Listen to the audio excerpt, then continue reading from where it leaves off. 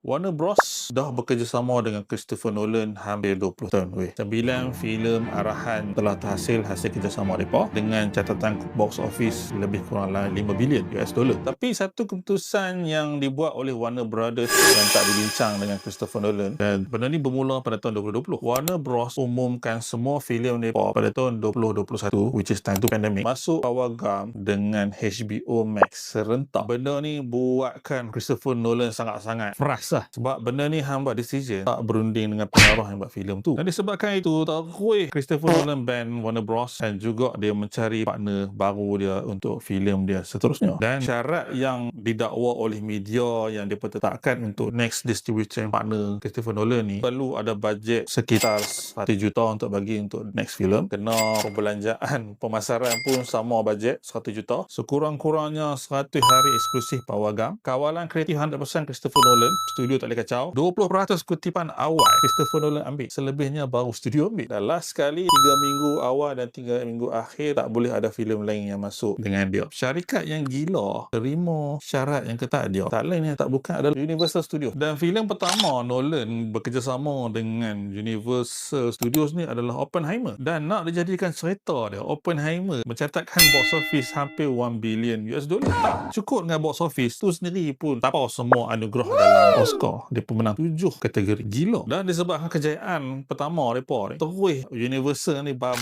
duit lagi banyak untuk Nolan buat filem The Odyssey. 250 juta dia bakar untuk filem Odyssey. Dan hasil yang dia dapat dalam masa 2 minggu je terus 600 juta box office collection. Dan dianggapkan filem tu akan cecah lebih daripada 1 bilion kutipan selepas sebulan. So, Warner Brothers sekarang ni duk tengok je kat tepi. Universal songlak 2 bilion kutipan filem yang sepatutnya Warner Bros kutip sebabkan dia ada long term kerjasama dengan Christopher Nolan.